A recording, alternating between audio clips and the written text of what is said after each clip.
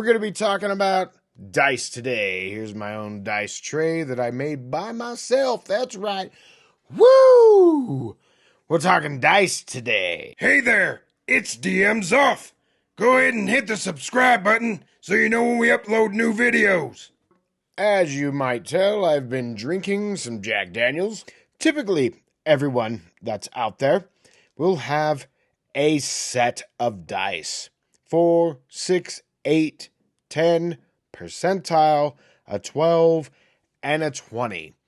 And they look beautiful and they're wonderful and they come in all different shapes and sizes and different sort of configurations and all that.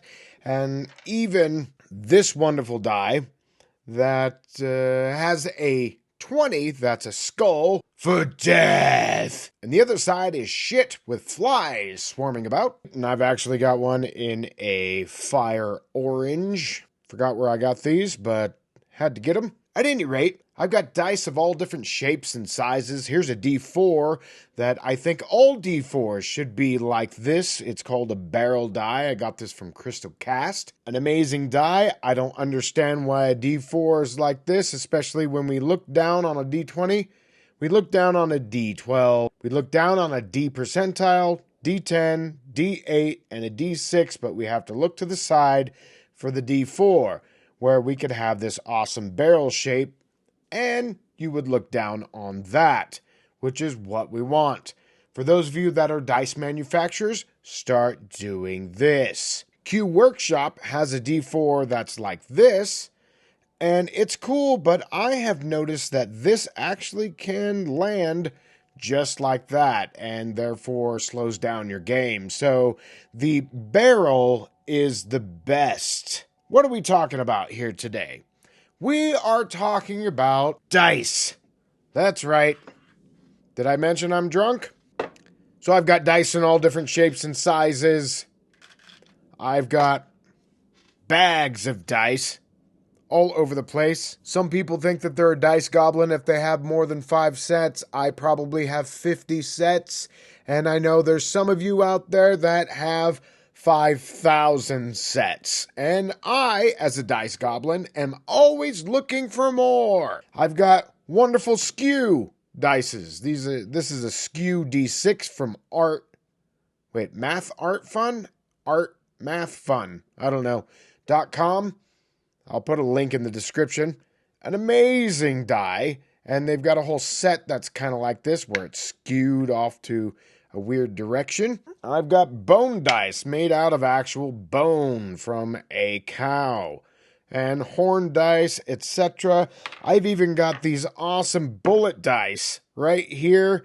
It's a D6. I use it when I play Deadlands. An amazing Weird West RPG. If you haven't played it, you should. That being said, we are looking at how we can speed up our game. Really, there's so many people out there that are, let's say, athletes that are out there, and they're trying to become the best at whatever they're doing. Let's say it's wrestling or football or basketball or whatever, dirt bike racing, etc. So most people can get up to that 90% where you're just a badass.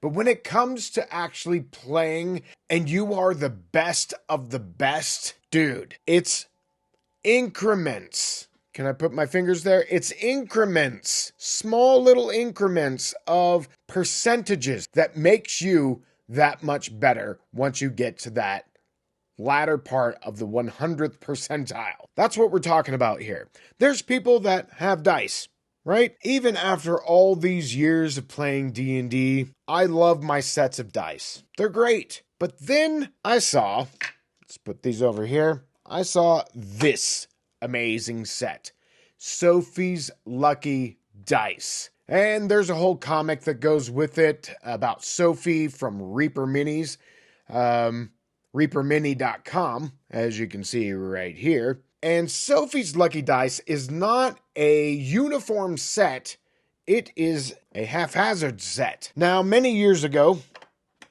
I actually hosted and created a role-playing game tournament. And we had probably 7 tables or so. maybe less. Maybe it was like 5 tables of about 5 people each. And we had all these awesome prizes, and I had different dungeon masters that was judging each table. I bought a crap ton of these dice right here.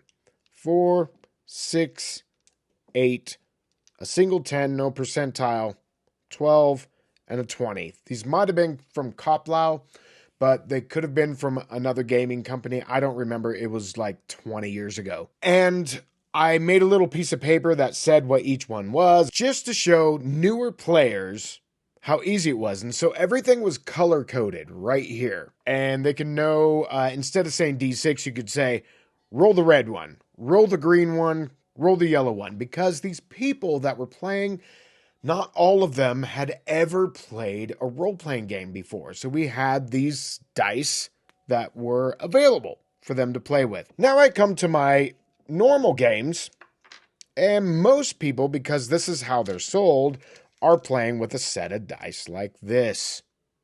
Or a set of dice, let's bring out this. A set of dice like this. Let me put a 4 in there as well. Though we can recognize at a glance that this is a D20, that's a D12, D10, D4, etc., there's a quicker and more precise way to do this. And that is by color coding your dice. We're talking about that last 10%, right? To becoming great at what you do, you want to be able to grab a die and go. And sometimes doing this, just by visual inspection, this is going to take you a longer amount of time to be able to grab the die, figure out which one it is, and then roll it. Sometimes you're going, where's the D8, right? And so most people are looking at these D10s right here, and they're like, oh, which one's the D8? Which one's the D8? And then they finally figure it out. And it's only a half a second, might be a full second, maybe even up to 3 seconds if you're playing in low light. And then you roll and you say you got a 3. But if you have a dice set like this, you know which color goes with which denomination of die. Let's pull these out. And this is my most recent set of dice. And I played with these last night, and it was awesome. It didn't take me any time at all to try and figure out what die was what. I've been playing role-playing games, oh my gosh, for 35 years, I don't know, something like that. And so it's not a matter of like recognizing. You could take a second and go, this is a D4, D10, D8, D percentile, D6, D20, D12. But if you knew, and it would probably take a couple games, but you would know not only by the shape, but by the color. If you had color codes, then you could get to that die quicker, and therefore it becomes more courteous at the table. Another sip. If I said you can have this yellow set, or you can have this multicolored set, some people are going to say, I want the yellow set. And some people are going to say, ooh, I like the different colors. Let me encourage you, if you want to be part of that top 10%, the 91 to 100%, I would suggest making it easier for you cognitively to decipher what die is what based upon color. I know this might be a weird concept and people are just going to go, it's not a big deal. Just fucking, just grab the die and go. You're going to be able to figure it out. But in my game, every second counts, especially as the dungeon master. And maybe this is just for dungeon masters and not for players because players have time. And they're going to know I need my D20 and my damage is a D10. And that's it, especially if you're a fighter or something like that. Or maybe you've got multiple D6s or D8s because you're a magic user and you don't really use everything else. If this translates to the players, then I think it would be good overall for your game, for quickness. Now, I call dice story stones. That's right, they're not math rocks. It's not just about doing math. They are story stones. They are 1/3 of the part of the game that we play. The dungeon master setting up the different plot points, the players that are reacting to those things, and the story stones that are adding an element of surprise, if you will. Now, after I bought this set right here, Sophie's Lucky Dice, which, if you don't know, Sophie is the mascot of Reaper Miniatures. So while I was waiting for this dice, I created my own dice out of my hundreds of dice that I have. And last week, I played with this set of dice. Actually, I used this yellow D4, was part of that set. This D6, this D8, this D10, this percentile, this D12, and then I chose 2 different D20s because of advantage and disadvantage. And that cut down my calculation time probably at least in half, just because not only are they shaped, but they're also color-coded. And I think that is a key to being quicker, those of you that are Dungeon Masters. Go color-coded. And you can pick out any combination that you want. This, I think, is a better situation than this.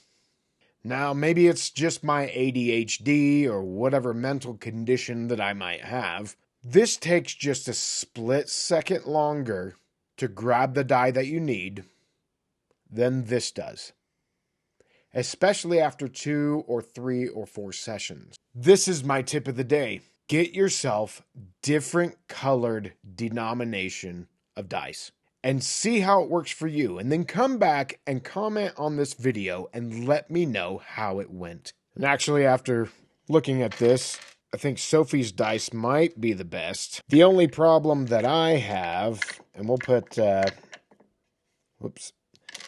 this is that old Koplau set of dice that I got years ago. This is my own random set that I had created. And then here, 4, 6, 8, 10, percentile, 12, and 20.